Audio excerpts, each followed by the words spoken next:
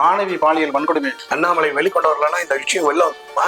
கருணாநிதி பாஷையில சொல்லணும்னா இவர் படித்து விட்டு நீதிபதி ஆனாரா இல்லை பணம் கொடுத்து நீதிபதி ஆனாரான்னு தான் கேட்கணும். அது பெண் உரிமை அதிகாரம்னாரு.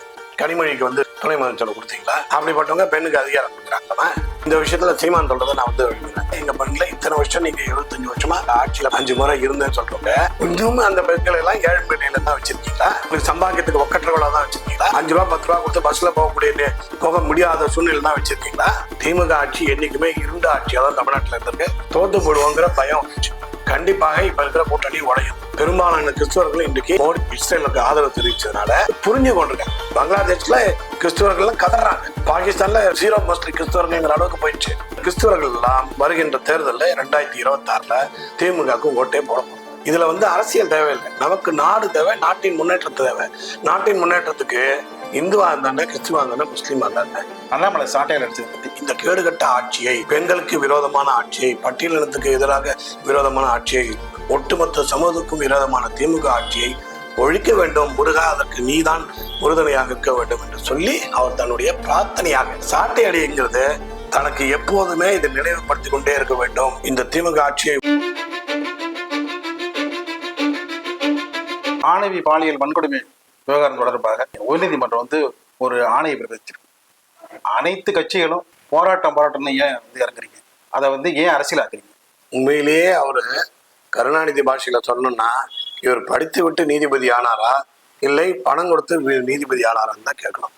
ஏங்க, நீதிபதி சொல்லக்கூடிய கருத்தங்க அது கேவலமா இல்ல? எதிர்கட்சிகள் இதை வந்து அரசியலாக்குறான்னு சொன்னீங்க. அண்ணாமலை அவர்கள் இந்த பாயிண்ட வெளியில எடுத்து இந்த மாதிரி ஒரு விஷயம் நடந்திருக்குங்கிறத அண்ணாமலை வெளிக்கொண்டு வரலன்னா இந்த விஷயம் வெளில வந்துருமா? அண்ணாமலை இந்த போராட்டத்தை எடுத்து கண்டனம் தெரிவிக்கவில்லை என்றால் இந்த விஷயம் அப்படியே அமைங்க போயிருக்குமே. அது மட்டும் இல்ல, அவர் என்ன சொல்றாரு, ஆண்கள்லாம் பாதிக்கப்படவில்லையான்னா, ஆண்கள்லாம் குடிச்சிட்டு பொம்பளைங்களை போய் அடிக்கிறான். எந்த பொம்பளை குடிச்சிட்டு ஆம்பளை அடிக்கிறான்? காட்டுங்க எங்கேயாவது. எத்தனை இடத்துல நடக்குது அது? இல்லை, இதெல்லாம் வந்து ஒரு நீதிபதி இப்படிலாம் பேசுறது மிகவும் வருத்தத்துக்குரியது. முதல்ல அதை கண்டிக்கிற நீதிபதி தன்னுடைய கருத்தை வாபஸ் பண்ணணும். இன்னைக்கு முதலமைச்சர் வந்து ஒரு சைதாப்பேட்டில் ஒரு மகளிர் திறன் மேம்பாட்டு மையம் தொடங்கி வச்சுட்டு ஒரு விஷயத்தை முன்னின்று பேசியிருக்காரு.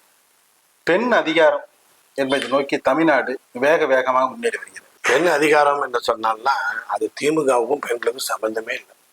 என்னைக்காவது திமுக வந்து பெண்களுக்கு அதிகாரம் கொடுத்துருக்கா? சரி, வேண்டாம், உங்க குடும்ப கட்சின்னு ஆகி போச்சு திமுக. சார், பெண்களுக்கு சொத்துரிமை அவங்க தானே சார் கொண்டு வந்தாங்க. எங்க சார் சொத்துரிமை? ஏற்கனவே இருக்கு சார் சொத்துரிமை. பெண்களுக்கு சொத்துரிமை கலைஞர் ஆட்சியில தானே அது அதெல்லாம் ஒண்ணு கிடையாது. நடைமுறை பத்தெல்லாம் ஒண்ணும் இல்லை. எனக்கு தெரிஞ்சு நீங்க எந்த வருஷம் வந்தது சொல்லுங்க? 1972. எப்போ கலைஞர் ஆட்சிகள் சொத்துல கொண்டு வந்தது? ஆமா, சொத்து. அப்போ 1956 பிடிக்கும் போது வீடு எல்லாம் பிரிக்கும் போது நிறைய வீட்டுல சொத்தெல்லாம் எடுத்து எழுதி கொடுத்தாங்களே பெண்களுக்கு. அதெல்லாம் என்னது? பெண் தில்லையாடி வள்ளிமைங்கிற ஒரு போராட்ட வீரர், விடுதலை போராட்ட வீரர் தன்னுடைய சொத்தெல்லாம் காந்தி கிட்ட கொடுத்து எழுதி கொடுத்து சட்ட வடிவம். சட்ட வடிவம் இதெல்லாம் என்னது? சட்ட வடிவம் சும்மா பேத்தல். இதெல்லாம் அவர்லாம் ஒன்றும் கொண்டு வரல. அதுக்கு முன்னாடில இருந்தே இருக்கு சட்டம். மத்தியிலையும் சட்டம் இருக்கு, மாநிலத்திலையும் ஏற்கனவே அதை நடைமுறைப்படுத்தின்னு தான் இருந்தாங்க. பெண்களுக்கு சட்டம் கொடுத்துன்னு தான் இருந்தாங்க. ஒரு சில ஆண்களுடைய தவறான ஒரு புரிதலுக்காகவும் தவறான கருத்து பரப்பப்பட்டதையும் அதை வேணா நீங்க எதிர்க்கலாமே தவிர, அதுதான் தவறான கருத்து பரப்பப்பட்டதுன்னு சொல்லாமே தவிர சட்டத்தை கொண்டு வந்து கீழ்ச்சாலாம் சொல்றதா பெண்களுக்கு ஒரு சட்டம் கொண்டு வரல. ரெண்டாவது, பெண் உரிமை அதிகாரம்னாரு. சரி, உங்க கனிமொழிக்கு வந்து முதலமைச்சர் துணை முதலமைச்சர் கொடுத்தீங்களா? ஏன் அவரை கொடுத்து அழகு பார்க்க வேண்டாம்? குடும்ப கட்சின்னு ஆகி போச்சு, நீங்க வெளியில விடமாட்டீங்க, போச்சிங்க. சரி, ஏன் கனிமொழிக்கு வந்து கொடுக்கல? சார், அது அவங்க உள்கட்சி விவகாரம் சார். உட்கட்சி விவகாரம் என்ன சார்? குடும்ப கட்சி சொல்லுங்க சார். நீங்க உட்கட்சியா? அது கட்சியா? அது குடும்ப கட்சி சார். குடும்ப கட்சி, உட்கட்சி இல்ல. உட்கட்சி ஜனநாயகமா இல்ல, எல்லாருமே கொத்தடிமை. இன்னைக்கு ஏதாவது ஒரு இப்போ நான் கொத்தடிமை இல்லைங்கிறத நிரூபிக்கிறேன் சார். காரணம், அண்ணாமலைக்கு பிறகு மாநில நிர்வாகிகளோட ஆதரவும் தொண்டர்கள் ஆதரவும் அகில பாரத நிர்வாகத்தின் ஆதரவும் எனக்கு இருந்தால் நான் தமிழ்நாட்டின் தலைவராக வருவேன்னு நான் சொல்ல முடியும். ஆனால் திமுக இருக்கிற மூத்த நிர்வாகி, ரொம்ப மாவட்ட செயலராக அது கீழே எல்லாம் வேண்டாம், துரைமுருகனோ, டிஆர் பாலுவோ, ஏவா வேலுவோ, மா சுப்பிரமணியமோ, சேகர் பாபுவோ, யாராவது ஒரு இவர் நம்ம நேருவோ, இல்லை அன்பில் மகேஷ் பொய்யாமொழியோ, இல்லை பிடிஆர் பழனிராஜனோ, யாராவது ஒருவர் ஸ்டாலினுக்கு பிறகு என் கட்சியிலே எங்கள் தொண்டர்கள் ஆதரவும் நிர்வாகிகள் ஆதரவும் இருந்தால் அடுத்த முதலமைச்சர் நான் தான், அல்லது அடுத்த தலைவர் திமுக தலைவர் நான் தான் சொல்ல முடியுமா? சொல்லிட்டு அடுத்த நிமிஷம் அவர் கட்சியில இருக்க முடியுமா? ஏன் சார் 30,000 கோடி எங்க போச்சுன்னு என்கிட்ட கேக்குறாங்க படிப்பாவை பசங்க. கலைஞர் கூட இத்தனை கோடி கொள்ள அடிக்கல, 2 வருஷத்துல இத்தனை கோடி ரூபாய் கொள்ள அடிச்சுட்டாங்கன்னு ஒரு வீடியோ வெளில வருது. அதுக்கு அவர் மறுப்பு தெரிவிக்கல. அது விஷயமா இன்னைக்கும் பேசல. அதுக்கு இன்னைக்கு பதில அவரை உடனே தூக்கி பதவியை விட்டு தூக்கிட்டாங்க. கொள்ளை அடிச்சுட்டாங்கன்னு சொன்னதுக்கு பதவியை விட்டு தூக்கிட்டு அவரை வேற பதவியில போட்டு இது பண்ணிட்டாங்க. அவர் இது வரைக்கும் நல்லிஃபை ஆட்டாங்க, அவரை 0 ஆகிட்டாங்க ஆல்மோஸ்ட். அப்படிப்பட்டவங்க பெண்ணுக்கு அதிகாரம் கொடுக்குறாங்களாமா, இல்ல நடத்திட போறாங்களாமா? எது பெண்களுக்கு இலவசமா போறதுன்னா அப்படின்னா என்ன அர்த்தம்? இந்த விஷயத்துல சீமான் சொல்றதை நான் விரும்புகிறேன். அப்ப இத்தனை நாளா எங்க பெண்களை இத்தனை வருஷம் நீங்க 75 வருஷமா உங்க கட்சி ஆரம்பிச்சு நீங்க ஆட்சியில 5 முறை இருந்தேன்னு சொல்றவங்க இன்னும் அந்த பெண்கள் எல்லாம் ஏழ்மை நிலையில தான் வச்சிருக்கீங்களா? அவங்களுக்கு சம்பாதிக்கிறதுக்கு ஒக்கற்றவளா தான் வச்சிருக்கீங்களா? 5 ரூபா 10 ரூபா கொடுத்து பஸ்ல போக முடியாத சூழ்நிலை தான் வச்சிருக்கீங்களா? அப்ப இதான் உங்க அதிகாரமா? ஆனால் அங்க மோடி என்ன கொடுத்திருக்காரு? மாநிலத்துல மிகப்பெரிய போச்சு, இந்தியாவே ஆளக்கூடிய ஒரு முக்கியமான பொறுப்பு எது? Finance minister. அந்த நிதி மந்திரி போஸ்ட கொடுத்திருக்காரு. அதுக்கு முன்னாடி அவங்க ராணுவ அமைச்சராக கொடுத்தாங்க. அதுக்கு முன்னாடி வெளியுறவுத்துறை அமைச்சராக சுஷ்மா ஸ்வராஜ் அவர்கள் இருந்தார். ஸ்மிருதி இரானி அவர்கள் டேரிங் பொசிஷன் இருந்தாங்க. இதுதான் உண்மையான பெண் சுதந்திரம், இதுதான் உண்மையான பெண் அதிகாரம். அதை விட்டுட்டு சும்மா அவங்க கொத்தடிமைகள் எல்லாம் கூட வச்சுட்டு எல்லாரும் கை தட்டுறதுக்கும் நான் சொல்றேன் யாரோ எழுதி கொடுக்குறத கண்ண முடியும் படிக்கிறதுக்கு சொல்றதுக்கு இவர் பெண் அதிகாரம். அது திமுக ஆட்சி என்னைக்குமே இருண்ட ஆட்சியா தான் தமிழ்நாட்டில் இருந்திருக்கு. திமுக ஆட்சிக்கு வந்தாலே அதிகாரிகள் எல்லாம் கொள்ளையடிக்க ஆரம்பித்துவாங்க. இன்னைக்கு ஏன் மக்களுக்கு பிரச்சனை இல்லை? அதிகாரிகள் ஏன் மக்களை பத்தி கவலைப்படல? ஏன் எந்த கம்ப்ளைண்ட்டுக்கும் பயப்படலைன்னால், எந்த ஒரு கம்ப்ளைண்ட் போனாலும் எந்த அதிகாரியும் எந்த அமைச்சர்கிட்டையும் துட்டை கொடுத்துட்டு நாம தப்பிச்சிடலாம் அப்படிங்கிற தைரியத்தினால்தான் எந்த ஒரு வேலையும் நடக்கல. இவங்களும் தினம் பத்திரிகையாளர் இவங்களுக்கும் ஜாலா தட்ட பத்திரிகை முழுசுமே விலைக்கு வாங்கிட்டாங்க, டிவி மீடியாவை விலைக்கு வாங்கிட்டாங்க, கேபிள் டிவி கண்ட்ரோலா அவங்க வச்சுக்கிறாங்க, எல்லா ஊடகத்தையும் பயமுறுத்துறாங்க, எல்லாத்தையும் பயமுறுத்தி அவங்களுக்கு சாதகமான ஸ்டேட்மெண்ட்டை வெளில விடுறாங்க, கருத்தை பரமாங்க. உண்மையிலேயே இவருக்கு இப்படி எல்லாம் இருந்தா இந்த வார்த்தை பேசவே வேண்டாம், தோத்து போடுவோங்கிற பயம் வந்துச்சு. கண்டிப்பாக இப்ப இருக்கிற கூட்டணி உடையும், அது நிச்சயமாக உடையும். எங்க போய் சேரும் ஏது போய் சேருங்கிறது இப்ப தெரியாது, உடையும். அப்படி உடைஞ்சிருமோன்னு பயத்துல இருக்காரு. அப்படியே உடையலன்னா கூட 2026 கிறிஸ்துவ மக்களும் முஸ்லீம் மக்களும் இவர்களுக்கு இப்போதைக்கு எந்த வாக்கு இங்க நினைச்சிருக்காங்களோ அவங்களை இப்ப எதிராக திரும்பிட்டாங்க. பெரும்பாலான கிறிஸ்துவர்கள் இன்றைக்கு மோடியோட ஆதரவு, இஸ்ரேலுக்கு ஆதரவு தெரிவிச்சதுனால அவர்கள் புரிஞ்சு கொண்டிருக்காங்க. இவர்கள் என்ன, இந்த அரசியல்வாதிகளுக்கு அரசியலும் தெரியல, உலக நடப்பும் தெரியல. இஸ்ரேல்ல பாதிக்கப்பட்ட ஒரு தூங்கி இந்த சிங்கத்தை எழுப்பி விட்ட கதையா, இஸ்ரேல்ல 5000 ஏவுகணை ஒரே சமயத்துல ஏவி ஹமாஸ் என்கிற தீவிரவாத இயக்கம் 1500 பேருக்கு மேல கொள்றதுக்கு காரணமா இருந்தார். முந்தி யாசர் அரஃபத் இருந்தார், அவரு பாலஸ்தீனத்தோட அதிபரா இருந்தார். அது நாடு, அது ஒரு சின்ன நாடு. ஆனால் ஹமாஸ்ங்கிறது ஒரு தீவிரவாத இயக்கம். அந்த தீவிரவாத இயக்கத்தை நீ எப்படி ஆதரிக்க முடியும்? ஆனால் எதிர்கட்சிகள் இந்த முட்டாள்தனமா, ராகுல் காந்தி தான் முட்டாள்னு தெரிஞ்சு போச்சு. அவருக்கு மூளையும் கிடையாது, உலக அறிவும் கிடையாது, இந்திய அறிவும் கிடையாது, பாரத கலாச்சாரம் தெரியாது, உலக கலாச்சாரம் தெரியாது, ஒரு மண்ணாங்கட்டியும் தெரியாது. இங்க இருக்கிற ஸ்டாலினுக்கு கூட தெரியாது. இவங்க எப்படி நீங்க அதை ஆதரிக்கிறீங்க? கண்ண முடின்னு காங்கிரஸ் ஆதரிச்சா நீங்களும் ஆதரிச்சுருவீங்களா கேட்கிறேன். அது தீவிரவாத இயக்கம். இதை தெளிவா புரிந்து கொண்டவர் மோடி. அதனாலதான் இஸ்ரேலுக்கு ஆதரவு. இப்ப அந்த தீவிரவாத இயக்கம் செய்கின்ற பிரச்சனைக்கெல்லாம் இவர்கள் முஸ்லீம்ங்கிற பேர்ல ஆதரவு தெரியும். அந்த தீவிரவாத இயக்கம் என்ன சொல்லியிருக்கு? நாங்கள் இஸ்ரேல்ல ஒரு கிறிஸ்துவர்களை கூட உயிரோட விட மாட்டோம், விரைவில் இஸ்ரேல் முஸ்லீம் நாடாக மாறும் என்று அந்த தீவிரவாதிகள் அறிவித்திருக்காங்க. ஹவுதி என்று ஹமாஸ் என்ற தீவிரவாதி 2 பேரும் அமைச்சிருக்காங்க. அப்ப இதெல்லாம் கிறிஸ்தவர்களுக்கு எதிர்ப்பு வராதா? ஏன்டா ஒரு இயக்கம் நம்மளை அழிப்பேங்கிறான், ஒழிப்பேன்றான். அந்த இயக்கத்துக்கு திமுக ஆதரவு கொடுக்குது, காங்கிரஸ் ஆதரவு கொடுக்குது, கம்யூனிஸ்ட் ஆதரவு கொடுக்குது. இந்த முட்டாள்களை நம்பி நம்ம என்ன பிரயோஜனம்? இப்ப இதே நிலைமை தானே நாளைக்கு இங்கேயும் வரும்.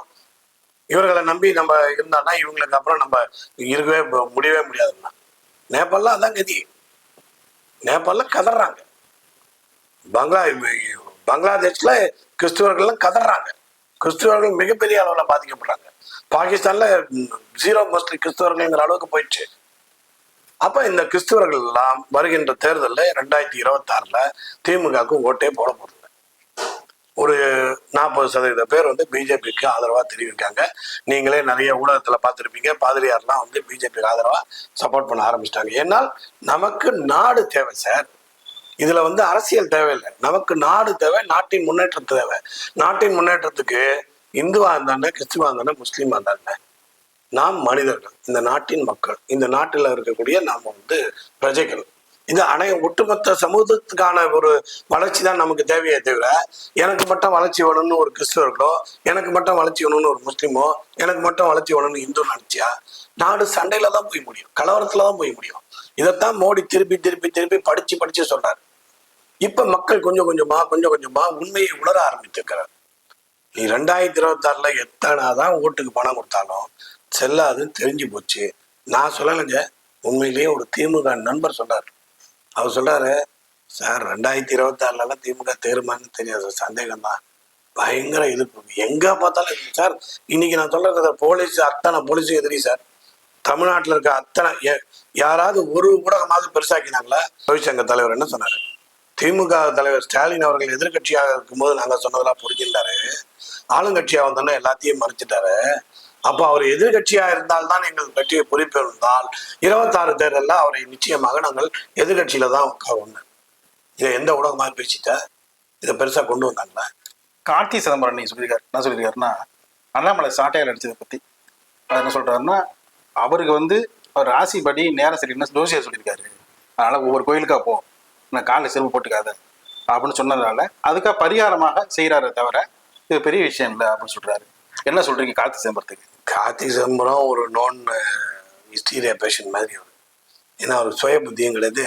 திடீர்னு நினைச்சதை தோணுவாரு, திடீர்னு திமுகக்கு எதிராக பேசுவார், திடீர்னு ராகுலுக்கு எதிராக பேசுவாரு, திடீர்னு அவர் சொல்றதெல்லாம் ஒரு பேச்சா எடுத்துக்க முடியாது.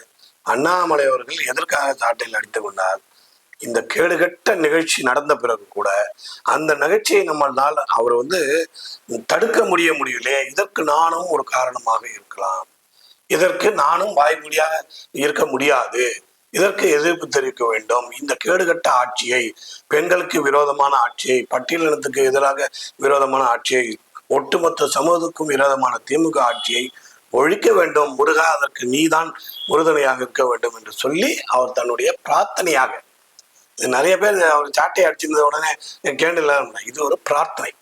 செருப்பு போடாம, இப்ப சபரிமலை போறவங்களாம் செருப்பு போட மாட்டாங்க, பார்த்துருப்பீங்க. அப்ப அது என்னது? அது ஒரு பிரார்த்தனை. அதே மாதிரி சாட்டை அடிச்சுப்பாங்க, வேண்டுதல் போடுவாங்க, தீ மிதிப்பாங்க, வேல் குத்துவாங்க, அளவு குத்துவாங்க, பறவை காடின்னு எப்படி தொங்குவாங்க, கிரேன்ல எல்லாம் தூங்குவாங்க. அது ஆன்மீக நிகழ்வுல பல்வேறு விதமா இருக்கு. அதுல ஒரு வேண்டுதல் வந்து சாட்டை அடி. அந்த சாட்டை அடிங்கிறது தனக்கு எப்போதுமே இதை நினைவுபடுத்தி கொண்டே இருக்க வேண்டும். இந்த திமுக ஆட்சியை அந்த உத்வேகம் வந்து கொண்டே இருக்க வேண்டும். அதனால அவர் வந்து முருகனை வேண்டிட்டு அவர் சாட்டை அடிச்சிருக்காரு.